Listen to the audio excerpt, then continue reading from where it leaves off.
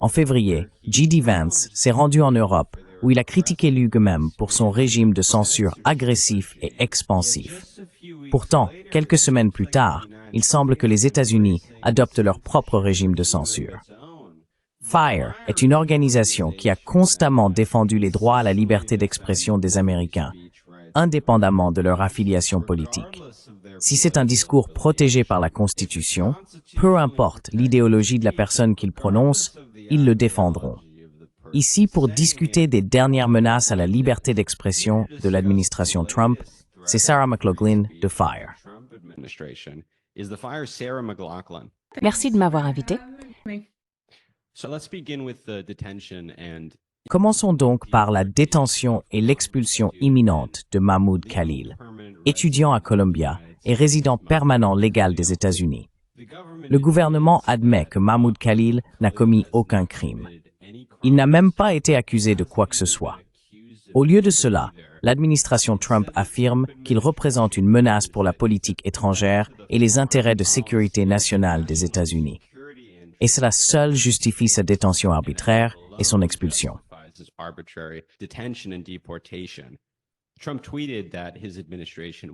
Trump a tweeté que son administration ne tolérerait pas, je cite, des activités anti-américaines, pro-terroristes ou antisémites sur le campus, et que l'arrestation de Khalil serait la première d'une série contre quiconque, je cite, sympathise avec un groupe que l'administration place sur une liste terroriste. Votre organisation, FIRE, a immédiatement envoyé une lettre à l'administration Trump demandant qu'elle fournisse une base légale pour la détention et l'expulsion de Mahmoud Khalil et a demandé si Mahmoud Khalil bénéficierait de droit à une procédure régulière. Votre groupe a-t-il reçu une réponse ou des éclaircissements de l'administration Trump?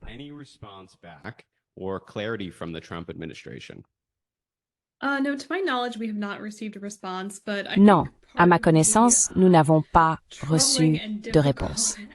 Mais je pense qu'une partie de l'aspect troublant et difficile de cette affaire, parmi les nombreux aspects difficiles et troublants, réside dans les diverses justifications avancées par l'administration.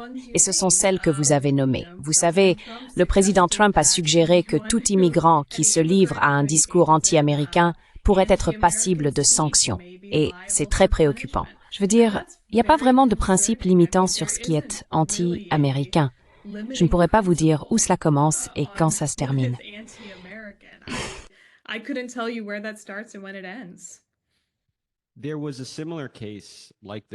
Il y a eu un cas similaire à celui-ci, qui a finalement été plaidé devant la Cour suprême en 1945, et il impliquait une tentative du gouvernement fédéral de déporter un résident légal comme Mahmoud Khalil en raison de sa sympathie pour et de son affiliation avec le Parti communiste et le communisme. La Cour a statué dans l'affaire Bridges v. Wixon et a affirmé depuis lors que, je cite, « Une fois qu'un étranger entre légalement et réside dans ce pays, il acquiert des droits garantis par la Constitution à toutes les personnes présentes sur notre territoire. Ces droits incluent ceux protégés par le 1er et le 5e amendement et par la clause de procédure régulière du 14e amendement, qui semble entrer en jeu dans ce cas. Maintenant, les défenseurs du gouvernement contestent cela. Ils affirment que l'administration peut déporter et punir arbitrairement les immigrants. Les résidents légaux permanents, sans procédure régulière, non pas pour des crimes qu'ils commettent, mais pour leurs opinions politiques et leurs discours. Y a-t-il un fondement à leur argument?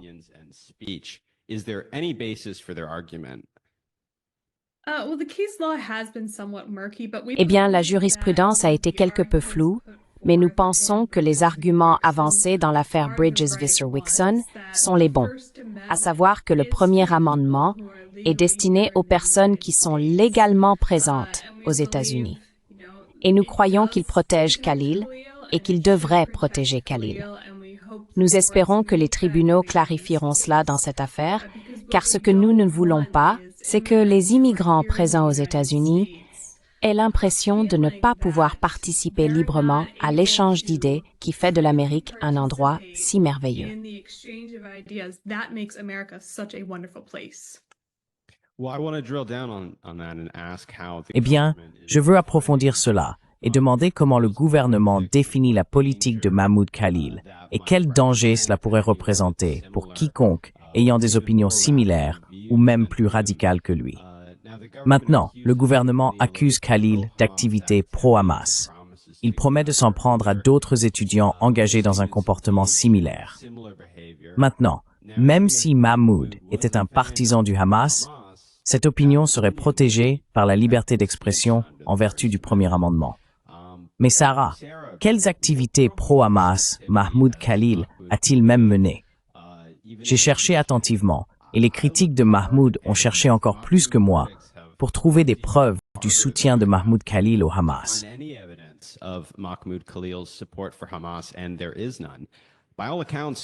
Et il n'y en a pas. De l'avis général, Khalil est une voix assez conservatrice parmi les manifestants de Columbia, et il a même été considéré par l'administration de Columbia comme un médiateur pour les négociations, car l'administration le reconnaissait comme un acteur de bonne foi, avec intégrité. Si le gouvernement définit les actions de Khalil sur le campus, qui se résument à simplement participer à des manifestations contre le soutien des États-Unis à Israël, comme pro-Hamas, et que le gouvernement promet de s'en prendre à d'autres individus pro-Hamas, quel danger cela représente-t-il? Non seulement pour les personnes qui partagent les vues de Khalil sur le soutien des États-Unis à Israël, mais aussi pour des vues encore plus radicales que les siennes.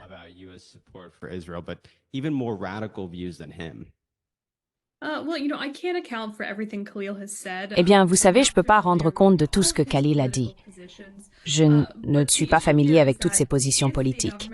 Mais le problème ici est que si le gouvernement croit que Khalil a commis un crime, c'est à eux de faire cet argument. S'engager dans un discours protégé que le gouvernement n'aime pas, à ma connaissance, n'est toujours pas un crime dans ce pays. Donc c'est le problème ici. Et la question de son soutien à Hamas ou s'il est aligné avec Hamas, s'engager dans un discours est une chose distincte de fournir un soutien matériel et financier à un groupe terroriste reconnu par le gouvernement des États-Unis. Donc je pense qu'il y a eu une certaine confusion créée par cette question où il suggère qu'il est aligné avec Hamas. Mais le discours seul, la rhétorique, la propagande, ce sont des choses qui sont protégées par le premier amendement, même si beaucoup de gens, y compris des personnes au sein du gouvernement fédéral, n'aiment pas ce discours.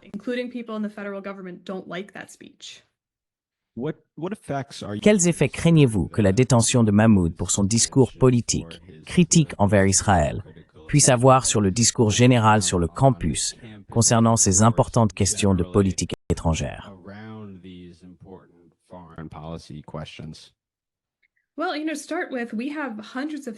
Eh bien, vous savez, pour commencer, nous avons des centaines de milliers d'étudiants internationaux aux États-Unis.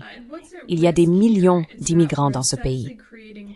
Et ce qui est en jeu ici, c'est que nous créons essentiellement deux classes de personnes sur le campus. Les personnes qui sont citoyennes et qui se sentent libres de s'exprimer, et les étudiants qui sont résidents légaux, mais pas citoyens des États-Unis, qui ont de très bonnes raisons de craindre que si elles disent quelque chose que le gouvernement fédéral considère peut-être comme anti-américain, elles pourraient être sur le prochain vol hors des États-Unis. Et bien sûr, cela va refroidir la liberté d'expression. Des centaines de milliers de personnes peuvent soudainement se demander si elles sont libres de dire ce qu'elles pensent. Et ce n'est pas quelque chose que nous voulons que les personnes qui sont ici aux États-Unis vivent. Ce sont des choses que j'entends de la part d'étudiants internationaux venant de pays autoritaires à propos de leur propre nation. Je ne veux pas entendre cela à propos des États-Unis.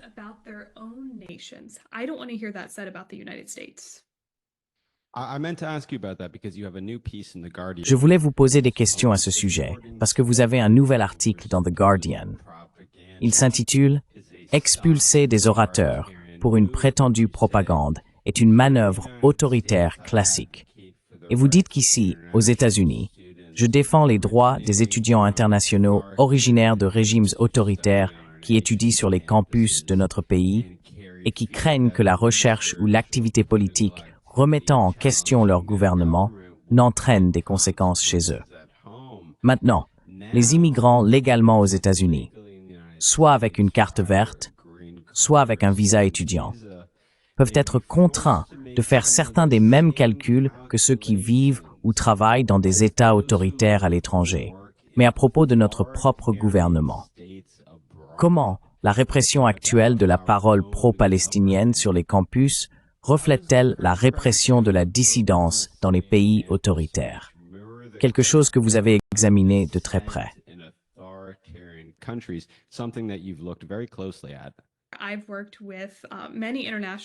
J'ai travaillé avec de nombreux étudiants internationaux, notamment de Chine, qui ont de très bonnes raisons de craindre que parce qu'ils participent à une manifestation contre le gouvernement chinois sur un campus universitaire, il puisse y avoir des conséquences pour eux ou leurs familles. Certains d'entre eux ont même vu leurs parents convoqués pour être interrogés sur ce que font leurs enfants. Pourquoi votre fils tient-il cette pancarte? Pourquoi votre enfant a-t-il posté ce tweet? Et donc entendre ces mêmes préoccupations de la part de ces étudiants, c'est, vous savez, maintenant je suis inquiet que le gouvernement américain surveille ce que je dis, qu'il essaye de me cibler. C'est très préoccupant. Et c'est, vous savez, le contraire de ce que nous voulons que les étudiants retirent de leur venue aux États-Unis. Les étudiants internationaux qui viennent ici, nous voulons qu'ils puissent pleinement participer à la liberté d'expression que nous pensons rendre l'enseignement supérieur américain et l'Amérique, dans son ensemble, si spéciaux. Et je ne veux pas que cela limite cette capacité pour ces étudiants.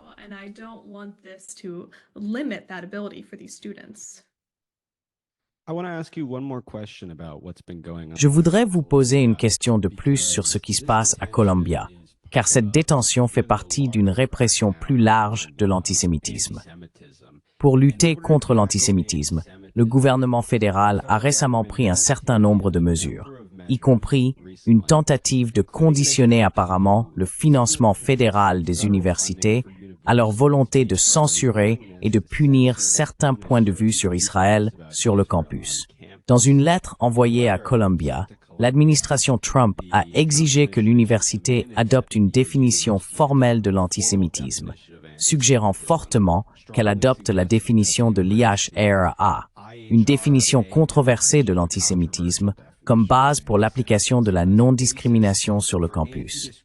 Ils ont dit à l'université qu'elle devait placer le département des études du Moyen-Orient sous une tutelle, un contrôle gouvernemental du programme. Quelle base constitutionnelle le gouvernement fédéral a-t-il pour faire cela, pour imposer son propre programme et dicter les limites du débat acceptable sur les campus de Columbia?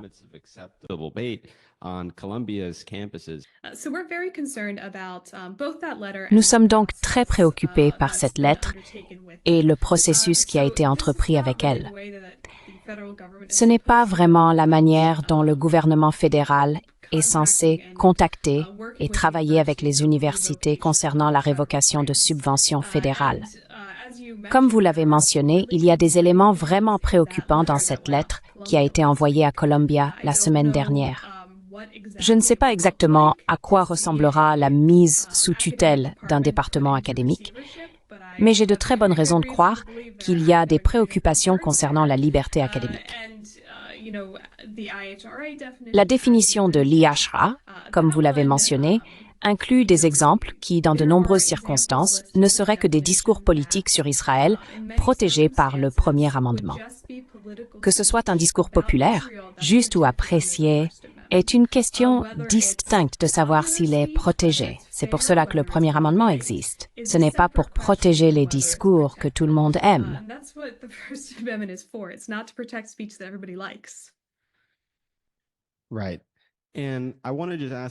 D'accord. Et je voulais vous interroger sur un obstacle de plus en plus courant que rencontrent les défenseurs de la liberté d'expression dans ces débats politiques. Je veux utiliser cette question de l'application des lois anti-discrimination, cette disposition du titre 6 dont nous parlions récemment, comme une fenêtre sur ces débats. J'ai entendu parler de cette disposition de nombreuses fois dans le passé, celle que l'administration Trump veut maintenant utiliser pour sévir contre l'antisémitisme sur les campus, le titre 6. Mais d'habitude, quand j'en entends parler, c'est parce qu'elle est utilisée contre des étudiants conservateurs sur le campus qui parlent trop durement des questions trans ou des questions raciales.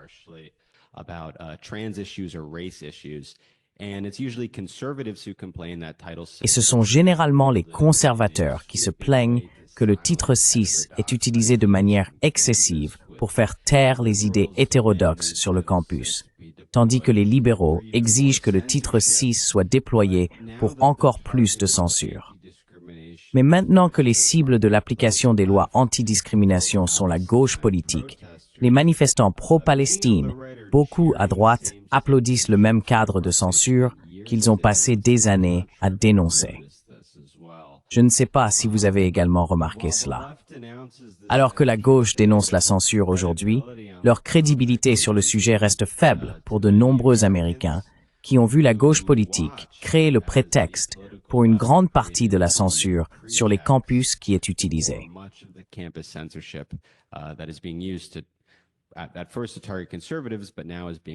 Au début, cela visait les conservateurs, mais maintenant, c'est utilisé contre eux. Votre organisation, pour mémoire, a mis en garde contre l'abus du cadre du titre 6 pour punir des discours indésirables, mais protégés par la Constitution depuis de nombreuses années. FIRE a été cohérent sur cette question et a donc plus de crédibilité que presque tout autre groupe pour la dénoncer. Quels sont les dangers pour la liberté d'expression sur le campus avec une approche globale de l'application du titre 6 en matière de lutte contre la discrimination sur le campus? Et comme je le disais plus tôt, comment les alliances politiques défendant la liberté d'expression semblent-elles vraiment changer en fonction du discours en question? Pourquoi cela se produit-il?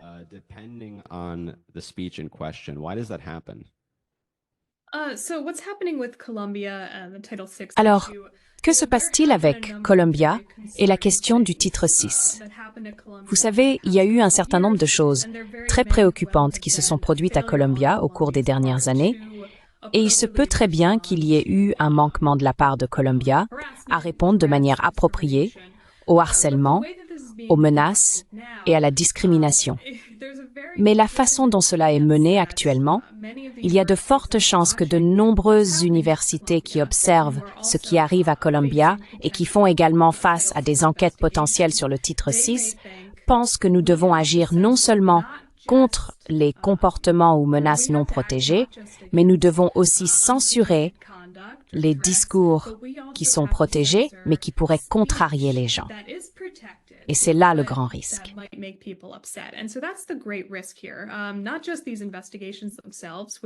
Non seulement ces enquêtes elles-mêmes qui sont préoccupantes à certains égards, mais aussi la manière dont elles pourraient inciter les universités déjà enclines à parfois trop censurer et trop punir la parole, à le faire encore plus maintenant en rapport avec les discours sur Israël et Gaza, parce qu'elles ne veulent pas être la prochaine Columbia, elles ne veulent pas être la prochaine cible. Et vous savez, avec ce que vous avez dit sur le fait que parfois la situation s'inverse, c'est pourquoi FIRE pense qu'il est si important d'être non partisan, car nous savons que les alliances et le soutien à la liberté d'expression changeront toujours. Et il y aura toujours des menaces émanant de nouveaux et d'anciens endroits.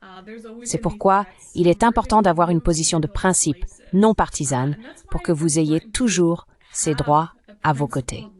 Peu importe quoi qu'il recommande et peu importe la cible.